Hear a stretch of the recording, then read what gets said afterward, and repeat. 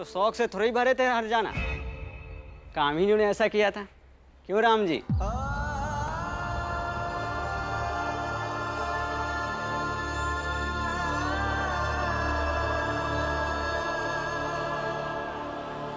मेरे लड़की के साथ अपने बेटे भीमराव की शादी करने का वादा करके मुकर रहे हो आप। ये गलत है। भाई हमने शादी की पूरी तैयारी कर ली है, अब आप पीछे हट नहीं सकते और मैं पीछे हटने नहीं दूंगा। क्षमा कर दीजिए मुझे। आपकी बेटी गुणी है, सुंदर है, सुशील है। जिससे भी शादी होगी उसकी किस्मत संवर जाएगी। लेकिन मैं एक धर्म संकट में पड़ गया हूं, इसलिए मना कर रहा हूं। अब बहाने मत बनाओ राम जी।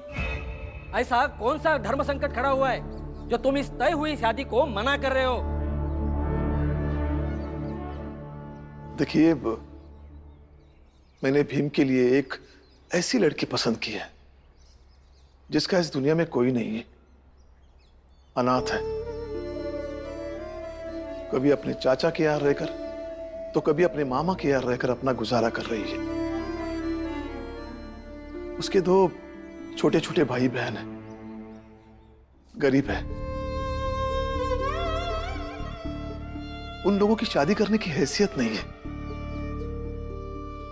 आपकी बेटी की शादी आप कहीं भी करा सकते हैं, लेकिन भीम की शादी अगर रमाबाई से करूंगा तो उसका भला हो जाएगा।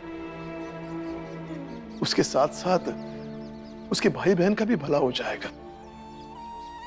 और रमाबाई इसी शर्त पर शादी के लिए राजी हो गई कि शादी के बाद उसके भाई बहन का ख्याल हम लोग रखेंगे। दिमाग खराब हो गया है इनका, समझाइए इन्हें। बेटे की शादी करवा रहे हैं या घर की बर्बादी कर रहे हैं?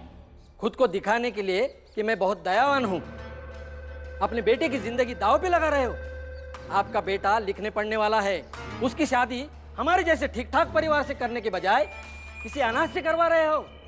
मैं चाहता था कि भीम को एक ऐसी पत्नी मिलनी चाहिए जो उसकी सोच में रुकावट न पैदा कर सके, बल्कि उसे प्रोत्साहित करे ताकि आगे चलकर वो गरीबों के लिए लड़ाई लड़ सके।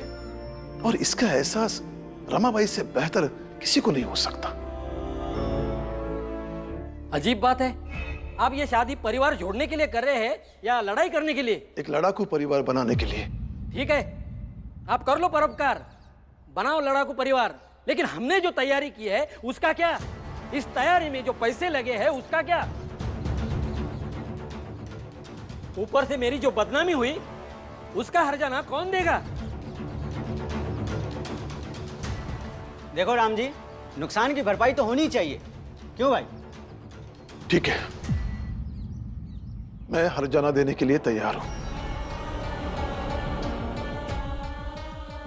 देखा, बेटे की शादी ही नहीं तोड़ रहे हैं, बल्कि पूरे परिवार को खाई में धकेल रहे हैं सूबेदार साहब।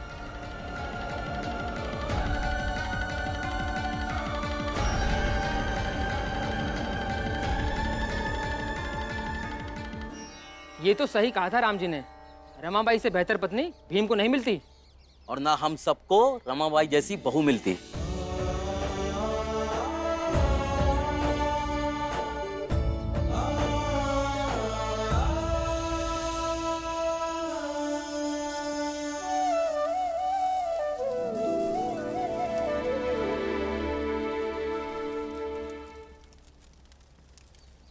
दिख रहा था आज बाहर, चाल का हर आदमी भीम के साथ थाने जाने के लिए तैयार था। लेकिन तुम, इतने साल हो गए जीजा भाई, लेकिन दुख की बात यह है कि तुम भीम के लिए अभी तक नहीं बदली। बदला तो भीम भी नहीं है मेरे लिए, और ना ही भीम को लेकर आपका मेरे प्रति व्यवहार। वैसे तो आप इंसान की आज़ादी, उसकी मर्जी, उसके पसंद की पैरवी करते रहते हैं, लेकिन इतने सालों से भीम को लेकर आप मुझ पर दबाव बनाते रहे हैं कि मैं उसके पीछे खड़ी हो जाऊं, उसके हर फैसले में आंखें मूंदकर हामी भरती रहूं, उसे सही मान लूं, जैसे कि ये मेरा फर्ज है।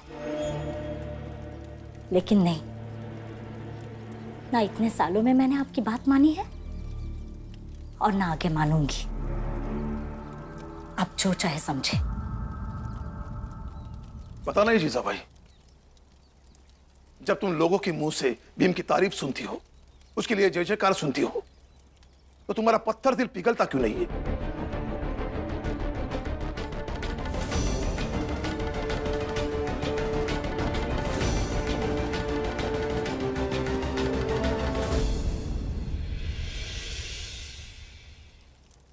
आप जानते हैं, भीम के अलावा आपके किसी भी बच्चे से मुझे कोई ईर्ष्या, कोई द्वेष, कोई घृणा नहीं है।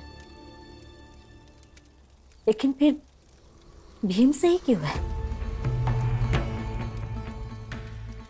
शायद इसलिए क्योंकि मेरी अपनी कोई संतान नहीं है,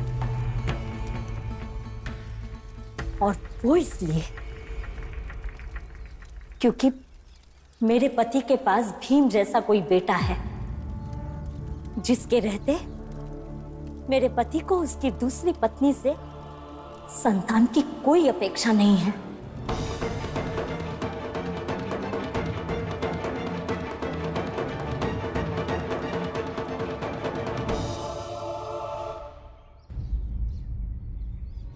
क्या हुआ रमा? देखिए, वहाँ बहुत सारे लोग थे, इसलिए कुछ नहीं बोली। अभी बोल रही हूँ। आप मेरे पति हैं, आपके लिए कभी भी खड़ी हो जाऊंगी। वो न्याय वाय के लिए नहीं खड़ी रहूंगी, बस आपके लिए। वो न्याय अपने रास्ता देखे और मैं अपने रास्ता। देखो रमा, न्याय के लिए खड़े होना सबसे बड़ी बात होती है। पति के लिए खड़े होने से भी बहुत बड़ी बात। हाँ हाँ, पति के लिए खड़े होने से भी बड़ी बात। मैं नहीं मानती। रमा, जो लोग न्याय के लिए खड़े हो जाते हैं ना, उनके ऊपर समाज भरोसा करता है, उनका कद बड़ा हो जाता है, और दूसरों का भरोसेमंद बनकर जीवन जीने का सुख और संतोष अलग किस्म का होता है। मुझे अपने बालों से जुए निकालने हैं। क्या? बड़े बड़े बाल रखेंगे तो समझ में आएगा बालों में जुए होते हैं तो कितना काटती है। और फिर न्याय से भी ज्यादा जरूरी सर खुजलाना होता है।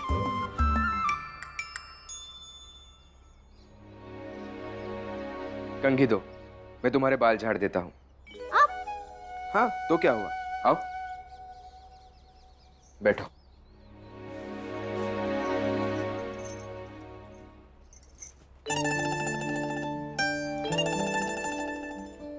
देखिए, आप दीजिए न्याय का साथ। बनिए समाज का भरोसेमंद आदमी। चाहे जितने बड़े आदमी बन जाइए, लेकिन पत्नी के लिए समय निकाल लीजिए।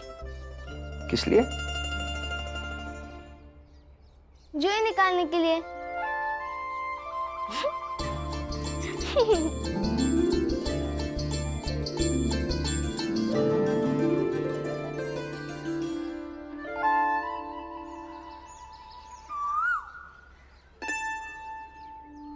बुआ, बस बस, सुखी रे बेटा।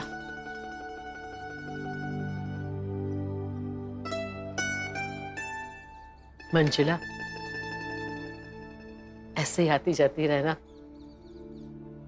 अरे हाँ, तेरे पति तो काम के सिलसिले में तुलसा के वहां आते जाते रहते हैं ना। एक संदेशा तो भिजवा देना तुलसा को, कहना कि जब भी समय मिले तो एक बार बुआ को मिलकर आ जाए। हाँ, क्यों नहीं। मंजुला, जाते हुए ये अचार ले जाना। इसकी क्या जरूरत थी? क्यों नहीं जरूरत है? हम हमारी ननद का ख्याल रख रहे हैं। अच्छा, मेरी भाभी के पाँव भारी हैं, तो उससे ज्यादा जरूरत है अचार खाने की और ख्याल रखने की, अपना भी और अपने पेट में पल रहे बच्चे का भी, ठीक है? ख्याल तो रखती है, लेकिन क्या करे, रमाबाई को घर का कामकाज आता नहीं है, इसलिए सारा काम इसे ही करना पड़ता है। मैं भी तो कोशिश करती हूँ।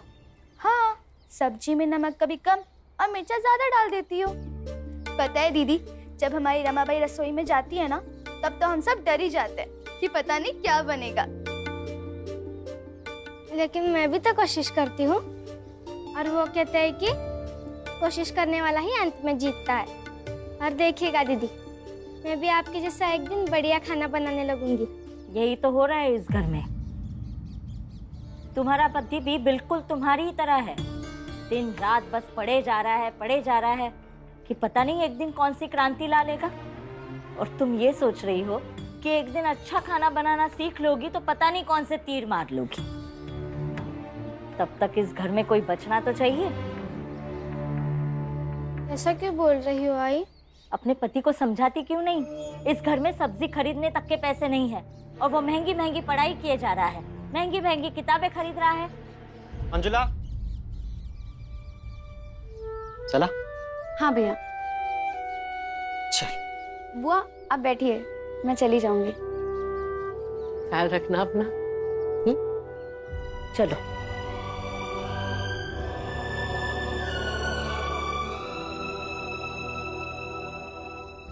रमा, जीजाबाई और लक्ष्मीबाई की बातों का बुरा मत मानना बेटा। नहीं मानती हूँ। बचपन में ही आई बाप मर गए थे, तो पड़ोस में किसी को उसकी आई सुनाती तो मुझे भी ऐसा लगता था, मुझे भी कोई सुनाए तो आई जैसा महसूस हो। वैसा ही लगता है यहाँ।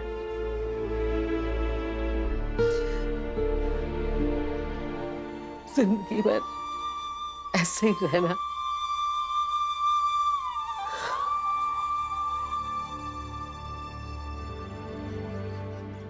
बाबा। मंजुला बेटी, जा रही हो? हाँ बाबा। आनंद बेटा, ये सामान मुझे दे देना। अब मेरा छाता लेकर आओ, उसे सही कराना है। मैं मंजुला को छोड़ दूंगा बाजार जाते वक्त। बाबा मैं कर लूंगा वो तो। मैंने कहा ना, जा छाता लेकर आ। बाबा अरे रहने दो, मैंने आनंद को जानबूझकर भेजा है। तुमसे कुछ बात करनी है। हाँ बाबा कहिए। वो कुछ पैसे उधार चाहिए थे, पेंशन मिलते ही लौटा दूंगा। बाप होकर एक ब्याहता बेटी से पैसे उधार मांगना सही नहीं है, लेकिन क्या करूं, भीम की पढ़ाई रोक नहीं सकता। अपनी भाई की पढ़ाई में तू भी थोड़ी सी मदद कर दे। मंजुला दीदी, अब जा रही है? हाँ भीम। ठीक है। आते रहना। अरे भीम बेटा, थोड़ा मदद कर दो। हाँ काका, आता हूँ। चलिए।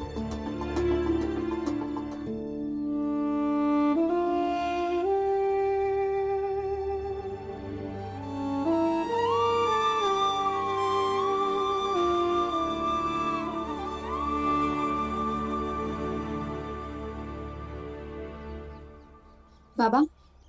हाँ? ये लीजिए।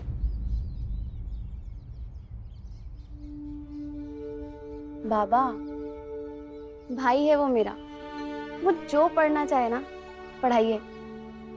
बस बाबा उसे मत बताइएगा कि उसकी पढ़ाई के लिए मैंने पैसे दिए, वरना वो कुछ कामकाज ढूंढने लग जाएगा।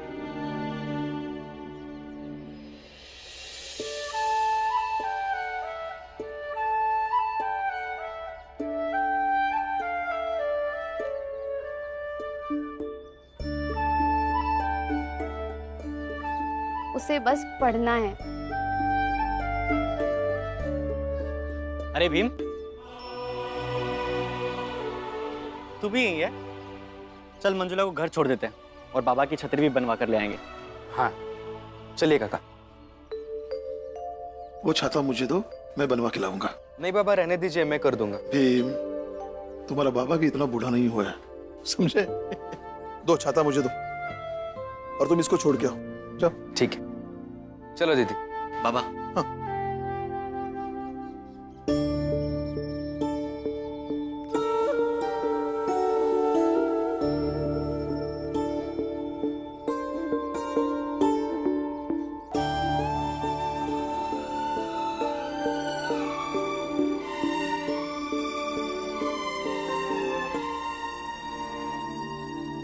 क्या कहा मंजुला ने?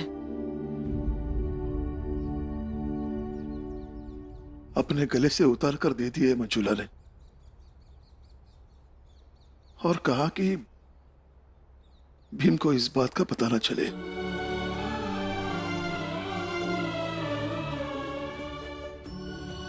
भीमा बाई चली गई,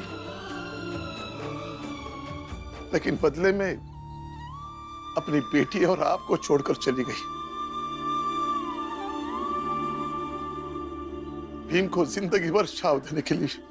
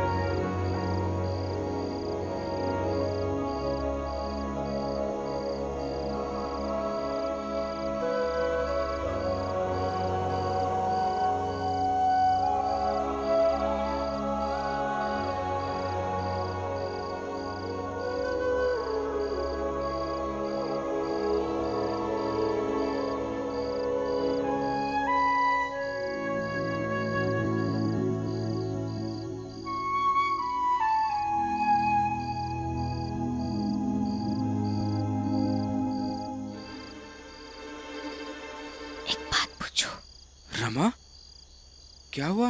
आपको किसी की आवाज सुनाई दे रही है? किसकी आवाज? जैसे कि कुत्ता, बिल्ली, उल्लू, चकोर, किसी की आवाज सुनाई दे रही है? नहीं तो। रमा, देर रात ये सब लोग सो जाते हैं। जब सब सो गए हैं तो आप भी सो जाइए। समय से सोएंगे तो तबीयत ठीक रहेगी ना। लेकिन बस थोड़ा और बचा है, इसे पढ़ लेता हूँ फिर सो जाऊंगा। ऐसा क्या है इस किताब में कि ये खत्म ही नहीं हो रहा? बाकियों से थोड़ा ज्यादा पढ़ने की जिद है इसमें। ज्ञान ऐसा हो कि विरोधी को अवसर ही ना मिल सके। पता है आज कॉलेज में क्या हुआ? क्या? सब लोग कह रहे थे कि भीमराव, ये विज्ञान तुम्हारे लिए नहीं है, इसलिए इस विज्ञान को मैं ज्यादा मेहनत और मन से पढ़ूंगा ताकि एक दिन उन्हें जवाब दे सकूं। नहीं समझी।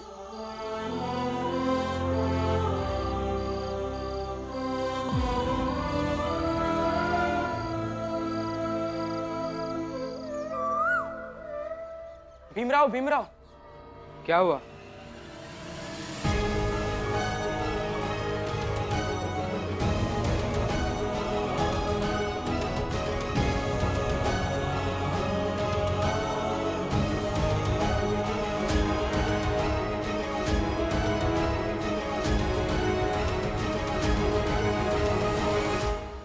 आओ भीमराव, कल तुम्हारी बातें सुनकर हमें बोध हो गया कि विज्ञान बहुत ही उच्च कोटि का विषय है। इसलिए हमने तय किया है कि इस उच्च कोटि के विषय को पढ़ने के लिए व्यक्ति भी उच्च कोटि का होना जरूरी है। लेकिन भीमराव, तुम्हारी जाति निम्न कोटि की है। अब हम किसी की जाति, किसी का धर्म बदल तो नहीं सकते। हमारे विरोध के बावजूद अगर विद्यालय प्रशासन ने तुम्हें विज्ञान पढ़ने की अनुमति दे दी है तो उसे रोकना हमारे अधिकार क्षेत्र के बाहर है। हम तुम्हें पढ़ने से नहीं रोक रहे, बल्कि योग्य बनाने के लिए ये सब कर रहे हैं ताकि कक्षा का शुद्धिकरण भी हो जाए और तुम्हारा भी। बस ये हो जाए, उसके बाद आराम से उच्च जाति के विद्यार्थियों के साथ पढ़ना, किसी को कोई आपत्ति नहीं होगी। सब नाटक समझ में आ रहा है मुझे गुरुजी, ये विज्ञान वही विषय है जिसे आप ही के जात और कुल के लोगों ने हजारों सालों से विरोध किया है। और आज भी आपके जात के बहुत से छात्र इसे इसलिए नहीं पढ़ना चाहते क्योंकि इसमें मुर्दा जीवों के बारे में पढ़ाया जाता है, उनको काटना पड़ता है, छूना पड़ता है, और इससे तो आपका धर्म भ्रष्ट हो जाता है। और इस सब के बाद भी आपके जाति के जिन लोगों को यह समझ में आ गया कि यह विज्ञान आधुनिक विषय है, इसे पढ़ने से भविष्य में लाभ होगा, वो इसे पढ़ने आ तो गए लेकिन अपनी पुरानी सोच को साथ में लेकर आए।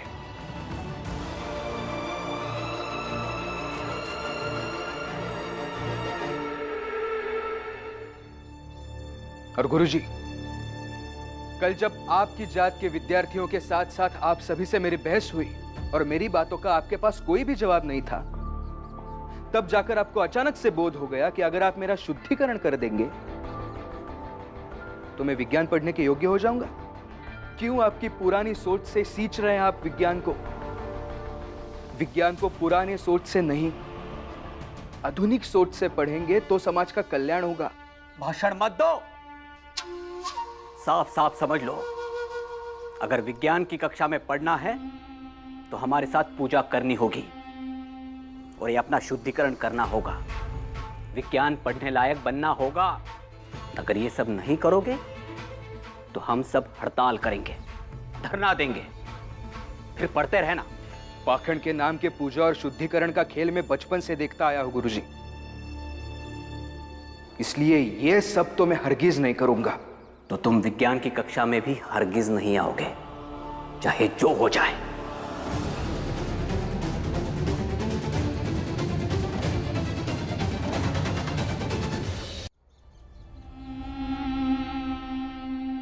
क्या सोच रहे हो भीमराव? आसान है, दो विकल्पों में से एक चुनना है। या तो शुद्धिकरण करवा लो या चुपचाप यहां से चले जाओ।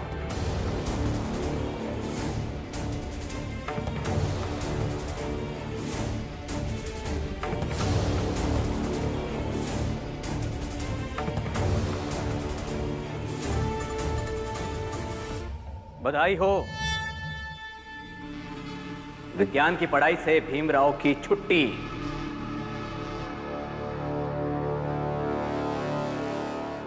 अब क्या करेगा भीम? क्या साइंस पढ़ना छोड़ देगा?